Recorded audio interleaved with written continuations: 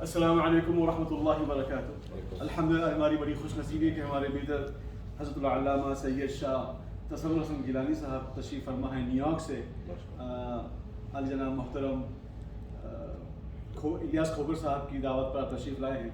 تو الحمدللہ آپ نے ہم کو موقع عنایت فرمایا کہ آپ جمعہ کا بیان آج ہمارے یہاں فرمائیں گے. تو میں استقبال کرتا ہوں مولانا صاحب علامہ صاحب کا کہ وہ بیان فرمائیں.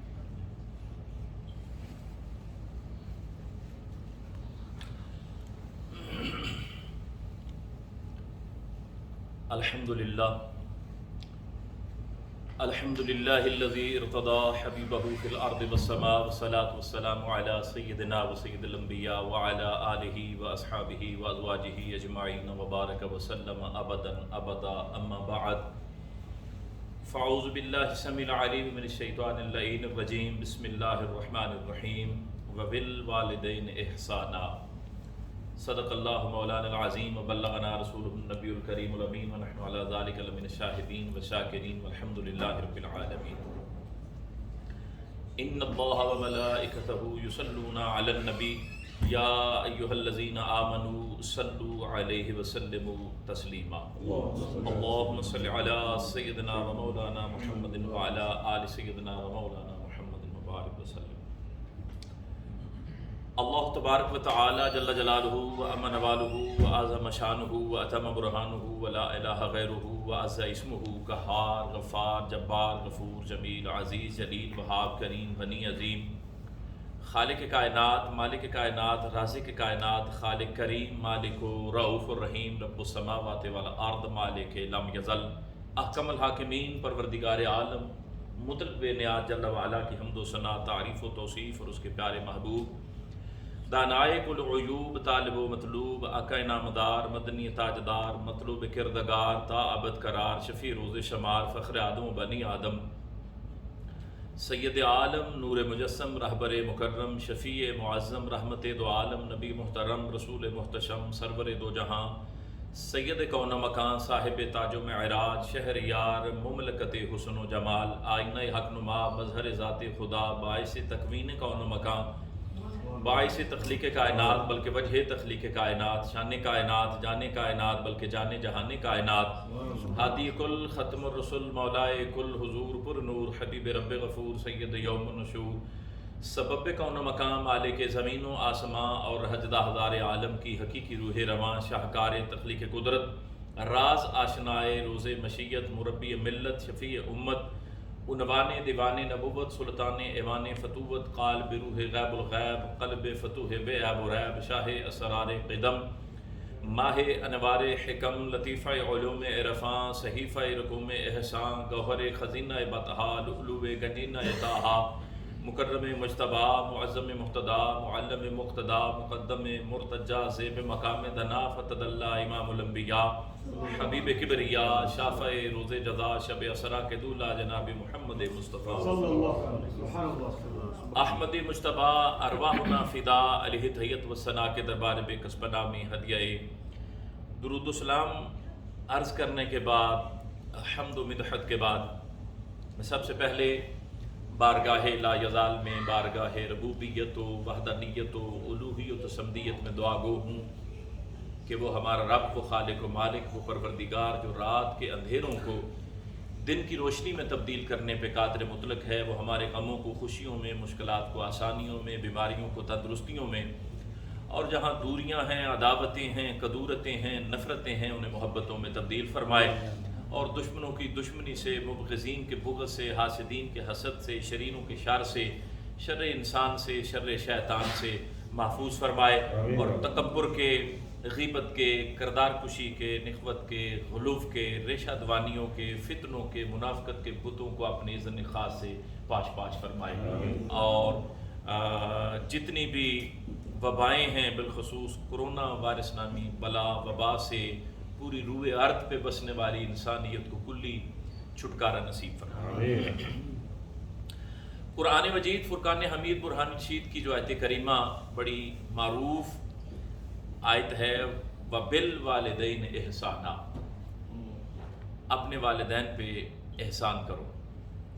یہ جو لفظ احسان ہے اس پہ تھوڑا سا سمجھنے کی ضرورت ہے کہ ایک عرف عام میں جو لفظ احسان مستعمل ہے نا ہمارے بولنے چالنے میں، گفت و شنید میں، کہ مجھ پہ کسی نے احسان کیا یا مجھے رب العزت نے توفیق دی تو میں نے اس پہ احسان کیا، یہ وہ لفظ احسان نہیں ہے۔ اس لیے کہ والدین کی جو خدمت ہوتی ہے، تابعداری ہوتی ہے، وہ تو سعادت ہوتی ہے، احسان تو نہیں ہو سکتا۔ یہ تو اللہ رب العزت کی بہت بڑی توفیق ہے، اور پروردگار اگر یہ شعور دے، فہم و فراست، عقل و دانست اور ادراک عطا کرے کہ ہم والدین کی خدمت کرنے کی سعادت حاصل کریں اور بجا آوری کریں، تو یہ احسان کس طرح ہو سکتا ہے؟ احسان تو اللہ کا ہے یا ان والدین کا ہے جن کی خدمت کا ہمیں موقع میسر آیا۔ تو اس احسان سے لفظ سعادت مراد ہے، اس لیے کہ جو معانی اور مطالب اور مفاہیم اردو لغت میں یا روزمرہ ہماری گفت و شنید میں استعمال ہوتے ہیں، وہ قرآن کے الفاظ سے مطابقت نہیں کرتے زیادہ تر۔ میں اس کی اگزامپل آپ کو عرض خدمت کرتا ہوں کہ جس طرح، ویلکم جناب سیدی، جس طرح اللہ پاک نے ارشاد فرمایا ہے کہ آپ کا مال اور آپ کی اولاد فتنہ، تو ایک فتنہ یہ ہمارے معاشرے میں عرف عام میں لفظ یوز ہوتا ہے، اس سے مراد بھی وہ نہیں ہے۔ یعنی قرآن میں جو لفظ فتنہ آیا ہے، اس سے مراد وہ فتنہ نہیں جو ہم ڈسکس کرتے ہیں۔ ایک چلتا پھرتا فتنہ ہوتے ہیں نا لوگ، آپ سمجھتے ہیں نا، مطلب ہمارے معاشرے میں ذرا زیادہ ہیں، فتنہ مزاج کے، فتنہ سوچ کے، فتنہ طبیعت کے۔ بعض بندے پھر ان کے شر سے بچنے کی وجہ سے ان کی عزت کرتے ہیں کہ عزت نہیں کریں گے تو پھر یہ فتنے کا باعث ہوگا، تو ان کی منافقت سے اور ان کے شر سے اور ان کی جو پلاننگ ہوتی ہے انسانیت دشمنی کی، سوچ میں، تخیل میں، فکر میں، جبلت میں، اس سے بچنے کے لیے مطلب لوگ ان کی عزت کرتے ہیں۔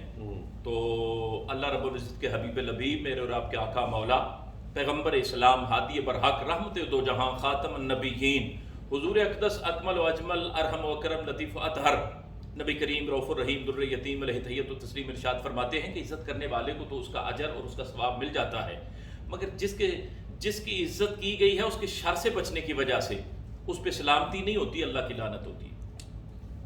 شاید میں سمجھا پایا ہوں بات کہ نہیں۔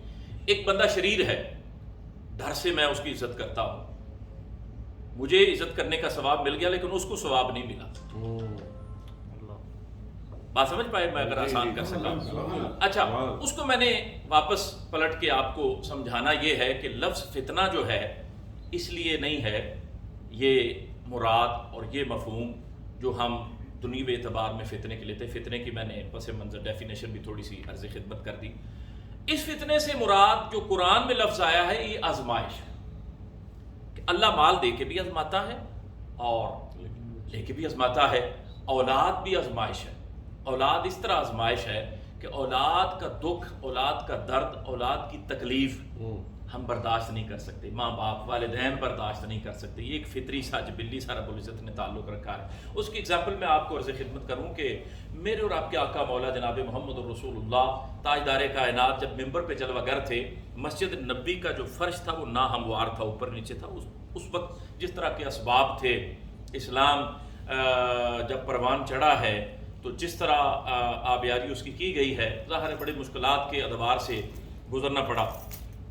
تو نواسہ رسول، جگر گوشہ علی و بطول جناب سیدنا امام علی مقام امام حسین علیہ السلام کم سن تھے، چھوٹے تھے جی، جس طرح بچگانہ عمر ہوتی ہے، تو مسجد نبی میں تشریف لائے اور فرش نہ ہموار، یہ اوپر نیچے ہونے کی وجہ سے نا ایسے ہو کے تو اپنے نانا جان آقا کائنات کی بارگاہ میں حاضر خدمت ہو رہے تھے۔ تو حضور خطبہ ارشاد فرماتے فرماتے متوجہ ہوئے اور ممبر سے تیزی کے ساتھ اترے کہ یہ گر نہ جائے، اور گود میں اٹھا لیا اور ممبر پہ تشریف لے آئے۔ تو فرمایا کتنی صداقت ہے اس آیت کریمہ کی کہ آپ کی اولاد بھی وہ آزمائش ہے اور مال بھی آزمائش ہے۔ دیکھیں میں خطبہ دیتے دیتے آزمائش میں پڑ گیا تھا نا، کہ بات کو جاری رکھوں یا حسین کو گرنے سے بچاؤں۔ تو مقصد یہ ہے کہ یہاں پہ مراد جو ہے وہ فتنے سے وہ آزمائش ہے. قرآن کا ایک اپنا یہ طرز بیان ہے یا ایک لغت ہے یا ایک الفاظ اور معنی اور مطالب وہ نہیں ہیں جو تو اسی طرح وبالوالدین احسانا احسان کرو. اچھا تو یہ احسان سعادت ہوا. جناب سیدنا عیسیٰ روح اللہ ابن مریم علی نبی علیہ الصلوۃ والسلام فرماتے ہیں، عرض کرتے ہیں بارگاہ الہی میں کہ اے میرے رب، اے خالق و مالک، اے پروردگار، اے خالق کائنات، مالک کائنات، اے رازق کائنات، تو نے مجھے نبوت عطا کی، رسالت عطا کی، شریعت عطا کی، کتاب عطا کی، بڑی عظمت و رفت و درجات سے مزین و مالا مال فرمایا، اور ایک کرم اور بھی بہت بڑا مجھ پہ اے میرے رب تو نے کیا ہے کہ مجھے میری ماں کا تابع دار بنا دیا ہے. یعنی کس لسٹ میں، کس لیول پہ، کس مقام پہ اور کس تشریح میں آ کے اپنی ماں کی جو رفت ہے یا جو سعادت ہے یا جو شان ہے یا جو نسبت و محبت و وارفتگی ہے اس کو بیان کیا ہے. تو میں یہ سمجھتا ہوں کہ ماں باپ، آپ نے متعدد مرتبہ سنا ہے، وقت بڑا مختصر ہے، مجھے بڑی سعادت کی بات ہے قبلہ سید صاحبان نے میرے بھائیوں سے بڑھ کر ہیں اور رہبر ہیں، انہوں نے حکم فرمایا تو یہ آپ سے ملاقات کا ایک بہانہ، ملاقات کا یہ بہانہ ان کی وساطت و وسیلے سے بنتا ہے. وسیلے کا ہم ویسے بھی قائل ہیں بنتا رہتا ہے، تو یہ دوبارہ موقع میسر آیا. اور آج کے اس میرے شکاگو کی سرزمین پہ وزٹ کے جو داعی ہیں وہ جناب قبلہ خلیفہ محمد ریاض کھوکھر صاحب ہیں. میں جب بھی آتا ہوں تو یہ ضرور بات کرتا ہوں کہ شکاگو میں میرے پہلے وزٹ کے جو داعی تھے وہ کھوکھر صاحب ہیں. الحمدللہ. میں عرض خدمت کر رہا تھا کہ اللہ رب العزت نے والدین کے ساتھ اولاد کی وارفتگی کی بڑی اہمیت و فضیلت بیان فرمائی ہے قرآن و احادیث میں. اللہ کے نبی کا وہ فرمان گرامی آپ نے متعدد بار علماء خطباء سے، واعظین سے، اسکالر سے سن رکھا ہے کہ رسول اللہ اکثر فرمایا کرتے تھے کہ کاش میرے ماں باپ یا باپ یا ماں زندہ ہوتی. اور پھر ماں کا لفظ آپ نے ارشاد فرماتے ہوئے بڑا خوبصورت جملہ بولا تھا کہ میں وضو کر کے گھر سے مسجد نبوی میں پہنچتا، مصلی امامت پہ کھڑا ہوتا، میری ماں مجھے آواز دیتی تو نماز کو چھوڑ کے میں اپنی ماں کی خدمت میں حاضر ہوتا. نبیوں کی اور تاجدار کائنات کی، امام الانبیاء کی یہ شان ہے کہ وہ اللہ کی عبادت کرتے ہوئے نماز کو چھوڑ کے کسی کام کی غرض سے جاتے ہیں تو وہیں سے آ کے شروع کریں گے. بلکہ ایک صحابی کو جب آپ نے بلایا تو وہ دیر سے حاضر خدمت ہوئے. عرض کی روحی فدا کا یا رسول اللہ، میں نماز پڑھ رہا تھا. تو آپ نے فرمایا جب میں بلاؤں تو میرے اللہ کا حکم ہے کہ نماز کو چھوڑ کے میری بارگاہ میں آؤ، اور نماز کو وہیں پہ جا کے وہیں سے جا کے شروع کر دیں. یہ خصوصیات تھی. تو ماں باپ کے حوالے سے سیدی مجھے ٹائم کا تھوڑا سا بتا دیجیے گا چونکہ وہ ہاں جی. تو ماں باپ سے وارفتگی کے حوالے سے، تعلق کے حوالے سے اتنا ایک حساس تعلق اللہ رب العزت نے بنا دیا ہے. رسول اللہ صلی اللہ علیہ وآلہ وسلم والسلام ارشاد فرماتے ہیں کہ جب ماں باپ جنت میں جائیں گے، دیکھیے آپ تو سنتے ہیں نا کہ وہاں پہ میدان قیامت میں نفسا نفسی کا عالم ہوگا اور سوا نیزے پہ سورج ہوگا اور ہر بندہ تھرا رہا ہوگا، ہر بندہ کانپ رہا ہوگا. اس میدان میں بھی بچوں کی اور والدین کی جو تعلق داری بیان کی گئی ہے کہ کچھ بچے چھوٹے ہوتے ہیں نا، ماں کے پیٹ میں فوت ہو جاتے ہیں یا ماں کا دودھ پیتے یا کم سنی میں فوت ہو جاتے ہیں، تو وہ مبرہ عن العیوب ہوتے ہیں، معصوم من الخطا ہوتے ہیں، ان کے ذمے کوئی حساب کتاب نہیں ہوتا. تو وہ اللہ رب العزت ارشاد فرماتا ہے جاؤ جنت میں. جنت کے دروازے پہ کھڑے ہو کے تو اللہ رب العزت کی بارگاہ میں استدعا کریں گے، اپیل، سفارش، گزارش اور لفظ ہیں کہ تکرار، جھگڑا، ضد کریں گے کہ یا اللہ ہمارے ذمے تو کوئی حساب کتاب نہیں ہے، لیکن آج جب تک تو ہماری ماں کو اور ہمارے باپ کو ہمارے ساتھ جنت میں نہیں بھیجے گا اس وقت تک ہم جنت میں نہیں جائیں گے. یہ ایک تعلق اولاد کا ہے. اور ایک ماں باپ کا تعلق کہ جب اچھا اللہ ان کی سفارش کو قبول فرمائے گا اور کہے گا کہ ٹھیک ہے یدخلون الجنہ بغیر حساب. میں لاس اینجلس میں تقریر کر رہا تھا تو ایک بندہ مجھ سے ملا اور کہنے لگا کہ میں اپنی فیملی سے ملانا چاہتا ہوں، بڑا کم سن بیٹا فوت ہو گیا تھا، تو میری اہلیہ ہر وقت روتی رہتی ہے اس کی یاد میں. اور آج جب یہ بات آپ کر رہے تھے تو ہم بڑے متوجہ ہوئے کہ یا اللہ شاید تو نے اس کی وجہ سے ہماری کو بخشش کا سامان کرنا تھا. تو میری فیملی کہہ رہی کہ آپ سے ہم بیٹھنا چاہتے ہیں, ملنا چاہتے ہیں. تو میرا عرض خدمت کرنے کا مقصد یہ ہے کہ ایک یہ تعلق ہے, اور دوسرا ایک اولاد ماں باپ کا یہ تعلق ہے کہ ماں باپ ہیں, ان کو جنت میں جانے کا حکم ہوا. رسول اللہ فرماتے ہیں کہ جنت میں انٹری کے فوری بعد وہ کھڑے ہو جائیں گے اور اپنے دائیں بائیں اکناف و اطراف دیکھ کے کہیں گے کہ ہمارے بچے کدھر ہیں. جنت میں پہنچتے ہی پہلا سوال ماں باپ یہ کریں گے کہ ہمیں بچے ہمارے نظر نہیں آ رہے. اللہ ربی جل شان. تو انہیں بتایا جائے گا کہ بچے ہیں تو جنت میں, لیکن آپ اوپر والے درجے میں ہیں, وہ نیچے والے درجے میں. وہاں پہ بھی درجات ہیں نا. اسی وجہ سے رسول اللہ صلی اللہ علیہ وآلہ وسلم علیہ الصلوۃ والسلام نے ارشاد فرمایا کہ جنتی جنت میں جا کے, دوزخی دوزخ میں جا کے پچھتائیں گے. یا رسول اللہ, دوزخ میں جانے والے دوزخی جہنمی تو پچھتائیں گے, جنتی کس لیے پچھتائیں گے؟ تو رسول اللہ فرماتے ہیں جنت کے بھی بہت سارے درجات ہیں. ایک درجے میں جب جنتی پہنچے گا تو وہ کہے گا کہ یا اللہ کاش فلاں بندے کا دل نہ دکھایا ہوتا, فلاں موقع پہ منافقت سے کام نہ لیا ہوتا, فلاں جگہ پہ تیری ناراضگی نہ مول لی ہوتی, فلاں نیکی کا جو کام تھا اس کو نظر انداز نہ کیا ہوتا, تو اس درجے کی بجائے میں اوپر والے درجے پہ ہوتا. اوپر والا درجہ دیکھ سکیں گے, جا نہیں سکیں گے. دیکھ سکیں گے, ہمیشہ دیکھ سکیں گے, اور پچھتائیں گے کہ یا اللہ کاش وہ دنیا میں رہتے ہوئے. اللہ اکبر. تو اللہ رب العزت ارشاد فرمائے گا کہ وہ ہیں تو جنت میں لیکن ہیں نچلے درجے میں. اب یا تو ماں باپ نچلے درجے میں جائیں, یا اولاد کو اپ گریڈ کیا جائے اور اوپر ان کے پاس بھیج دیا جائے. تو حضور علیہ الصلوۃ والسلام فرماتے میرے رب کی یہ شان کے خلاف ہے کہ وہ اوپر سے کسی کو نچلے والے درجے پہ لے آئے. ماں باپ کی سفارش پہ اولاد کو اسی وقت آن کی آن میں اپ گریڈ کرتے ہوئے جنت سے نچلے درجے سے اٹھا کر ماں باپ والے درجے میں بھیج دیا جائے. اللہ, ماں باپ کے پاس بھیج دیا جائے. اور جو سب سے بہترین, میں ایک بات آپ کو عرض کروں, میں سید صاحبان کی خدمت میں رات کو بیٹھا رہا, بڑی دیر تک ہم نشست میں گفت و شنید کرتے رہے. تو میں نے ایک بات عرض خدمت کی تھی کہ لوگ ہمارے جو ہیں صاحبان ذی وقار, بشمول میرے, کسے باشد کوئی بھی ہو, وہ اولاد کو کامیاب دیکھنا چاہتا ہے, اولاد کو صحت مند دیکھنا چاہتا ہے. وہ چاہتا ہے کہ جو تکالیف, جو مصائب, جو محتاجیاں, جو فکر مندی میرے لیے رہی ہے دنیا میں, وہ میرے بچوں کے لیے نہ ہو, کبھی نہ ہو یا اللہ.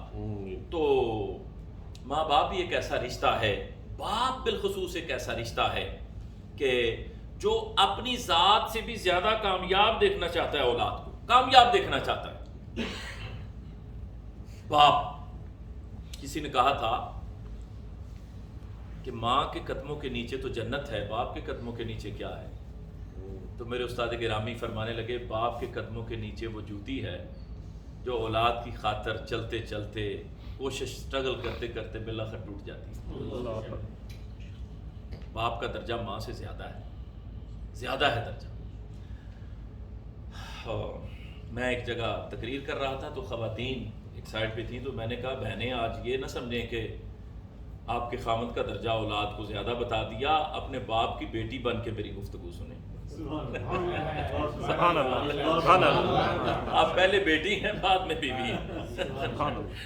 تو میں عرض خدمت کر رہا تھا کہ ہم کیا کرتے ہیں کہ سادات کے پاس, علماء کے پاس, خطباء کے پاس, آئمہ کے پاس, وارثان مصلی و منبر کے پاس, شیخ کے پاس, پیر کے پاس, رہبر و رہنما, ہادی و پیشوا کے پاس ایک متقی, پارسا, نیک, بزرگ, خاصان خدا, مقربان الہ کے پاس جاتے ہیں کہ دعا کر دیں ہماری اولاد کے لیے, دعا کر. تو میں نے رات کو عرض کیا کہ میں نے پوری شریعت میں کسی جگہ نہیں پڑھا کہ امام کی, عالم کی, پیر کی دعا رد نہیں ہوتی. دعا کروانی چاہیے, میں خود کرواتا ہوں, آپ سب اس بات کے قائل ہیں. الدعاء هو العبادہ، الدعاء مخ العبادہ، دعا عبادت ہے بلکہ عبادت کا مغز ہے۔ لیکن ایسا نہیں ہے کہ ان ہستیوں کی دعا رد نہیں ہوتی۔ ماں باپ ایک ایسا رشتہ ہے جن کی دعا رد نہیں ہوتی۔ یہ میں نے یا آپ نے اپنی پسند سے بات نہیں کی یا سنی یا سمجھی، یہ اللہ کے نبی کا فرمانے کی رہا کہ ماں باپ ایک ایسا رشتہ ہے جو اولاد کے لیے دعا کریں تو وہ مستجاب الدعوات ہے، وہ دعا کبھی رد نہیں ہوتی۔ اور دعا کے متعلق ایک بات ذہن نشین فرما لے، ودیت فرما لے کہ میں آپ سب ہم دعا مانگتے ہیں اور اپنی بہتری کی، دین کی، دنیا کی، لیکن بہت ساری دعائیں ہیں ہم دیکھتے ہیں قبول نہیں ہوتی، بہت ساری دعائیں ہیں ایسی قبول نہیں ہوتی۔ دعا پھر بھی مانگنی کم نہیں کرنی چاہیے، ترک کرنا تو بہت بدقسمتی ہے نا، کم نہیں کرنی چاہیے۔ جب بندہ اس طرح اپنے رب کی بارگاہ میں ہاتھ اٹھاتا ہے نا تو وہ شان کبریائی کا مالک بہت پسند فرماتا ہے کہ میرا بندہ، میرا عبد، میری مخلوق میری بارگاہ میں اس طرح ہاتھ بلند کرے اور میں دعا کو قبول فرماؤں۔ حضور علیہ الصلوۃ والسلام نے فرمایا کہ جب بھی مومن، مسلمان، اللہ کا بندہ، میرا امتی اپنے رب کی بارگاہ میں اس طرح ہاتھ بلند کرتا ہے نا تو کبھی بھی دعا رد نہیں ہوتی۔ سوال یہ پیدا ہوتا ہے دعا رد نہیں ہوتی تو قبول ہوتی ہے، میں نظر کیوں نہیں آتی؟ اب اللہ کے نبی نے خود اس کا جواب ارشاد فرمایا کہ کیا ہمارے حق میں بہتر ہے، کیا ہمارے حق میں بہتر نہیں ہے، اس کا ادراک، شعور اور اس کا کشف ہمیں نہیں ہے۔ اللہ کو پتہ ہے نا، خواہشات تو ہماری ہیں لیکن میرے رب کو پتہ ہے کہ کیا ہمارے لیے بہتر ہے، کیا ہمارے لیے بہتر نہیں ہے۔ حضور علیہ الصلوۃ والسلام فرماتے اس کا جواب میں یہ دیتا ہوں کہ جب بندہ رب کی بارگاہ میں پیش ہوگا اس کو بڑے عرفہ و اعلیٰ، بلند و بالا، وسیع و عریض انعام و اکرام سے نوازا جائے گا، وہ محو حیرت ہوگا، وہ عرض کرے گا بارے الہا اتنا انعام و اکرام آج میدان معاشر میں تو نے عطا کیا ہے، تو اتنی تو عبادات و بندگی تیری میں نے دنیا میں رہتے ہوئے اختیار نہیں کی تھی۔ لمحہ بلمحہ بدریج ہر مقام پہ میں خطا کرتا رہا اور غلطی اور کوتاہی اور لرزش خطا مجھ سے سرزد ہوتی رہی، لیکن آج تو نے اتنا نواز دیا۔ تو اللہ رب العزت ارشاد فرمائے گا کہ دنیا میں رہتے ہوئے جتنی دعائیں تو ہاتھ اٹھا کے میری بارگاہ میں کرتا تھا وہ ساری جمع ہوتی رہی۔ یہ مجھے پتا تھا کہ کیا تجھے بہتر ہے دنیا میں، کیا بہتر نہیں ہے، ساری جمع ہو گئی۔ آج سب کا اجر تجھے بیک وقت اکٹھا دیا جا رہا ہے۔ حضور علیہ السلام فرماتے ہیں وہ بندہ کہے گا یا اللہ اے میرے رب کاش دنیا میں رہتے ہوئے میری کوئی دعا بھی قبول نہ ہوئی ہوتی، آج سب کا اجر مل جاتا۔ تو یہ بات یاد رکھیے کہ دعا مانگنی ہم نے کبھی بھی ترک نہیں کی، بس رب پہ چھوڑ دیں، دعا مانگتے رہیں، ہر چیز طلب کریں، رب سے رب کی شان کے مطابق ہم نے مانگنا ہے، لیکن اس کا رزلٹ میرے رب پہ چھوڑ دینا۔ میں بات عرض کر رہا تھا کہ وبالوالدین احسانا، خدمت کا حق ادا کر دو ماں باپ کی۔ بایزید بستامی رحمہ اللہ بڑا مشہور واقعہ ہے، آپ نے اپنی ماں کی خدمت میں حاضر ہو کر عرض کی کہ اگر آپ مجھے اپنی خدمت کے حق معاف کر دیں تو میں اپنے رب کا قرب اختیار کرنے کے لیے، یہ جو تصوف و طریقت روحانیت کی تعلیمات ہیں نا، عرائض و وظائف ہیں اور عبادات ہیں، اس کی بندگی ہے، قیام، رکوع، سجود، تسبیح و تقدیس، تحلیل ہے، سجدے ہیں، تو یہ سجدے اللہ کے قرب کا باعث ہوتے ہیں، اللہ کے قرب کا ذریعہ ہوتے ہیں۔ تو ماں نے کہا ٹھیک ہے بیٹا، میں نے تمہیں اپنی خدمت کا حق معاف کیا، جا۔ 10 سے 12 سال کا طویل ترین دورانیہ جنگلوں میں، دور دراز پہاڑوں پہ، غاروں میں اللہ رب العزت کی عبادت کرتے رہے۔ طویل عرصہ گزرنے کے بعد اپنے گھر کے قریب سے گزر رہے تھے تو ماں کی زیارت کا خیال آیا۔ اللہ کے نبی فرماتے نا ماں باپ کے چہرے کو دیکھنا مقبول حج کے ثواب کے بعد، مقبول حج کے ثواب۔ جن کے ماں باپ نہیں ہیں آج ان سے پوچھئے، وہ لوگ کہتے ہیں اچھا وقت آیا ہے، برا وقت تھا تو ماں باپ دیکھتے رہے، آج اچھا وقت آیا ہے، میں خوشحالی میں ہوں تو آج ماں باپ دیکھنے کے لیے نہیں ہیں، ہوتے تو کتنا خوش ہوتے۔ اللہ اکبر۔ تو بایزید بستامی رحمہ اللہ نے دروازہ کھٹکھٹایا، انتظار کیا پہلے کہ سو رہی ہیں ماں، حق تو خدمت کا ادا نہیں کیا تو اب بیدار کیوں کروں، تکلیف کیوں دوں؟ کھڑے رہے، تہجد کا وقت تھا، جب اندر سے پانی باہر آیا نا تو اندازہ کر لیا کہ میری ماں وضو کر رہی ہے، یہ وضو کا پانی باہر آیا۔ دروازہ کھٹکھٹایا تو ماں نے آواز دی، با یزید بیٹا ٹھہر میں آتی ہوں۔ یعنی مائیں بچوں کے دروازے کھٹکھٹانے کے انداز کو بھی سمجھتی ہیں کہ دروازے پہ کون سا بیٹا کھڑا ہے۔ یہ اللہ پاک نے ان کی جبلت میں رکھا ہے۔ اب جب ماں نے دروازہ کھٹکھٹایا، حالت زار دیکھی، سینے سے لگا لیا، پیار کیا، بٹھایا اور مصلی بچھایا اور خوب تذلل و زاری سے گڑ گڑائیں، روئیں رب کی بارگاہ میں، عرض کی یا اللہ اس کی حالت بتاتی ہے کہ ابھی تک اس کو تیرا قرب نصیب اور میسر نہیں آیا، تو میں تیری بندی تیری بارگاہ میں دعا کرتی ہوں، میری دعا کو قبول فرماتے ہوئے اس کو اپنا قرب عطا فرما۔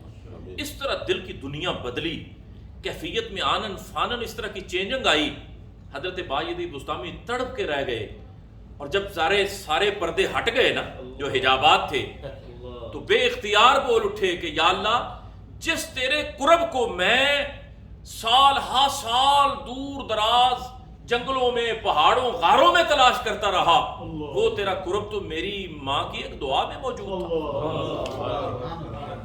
اللہ جل شانہ ہمیں اپنے ماں باپ کا سعادت مند اور تابعدار بنائے۔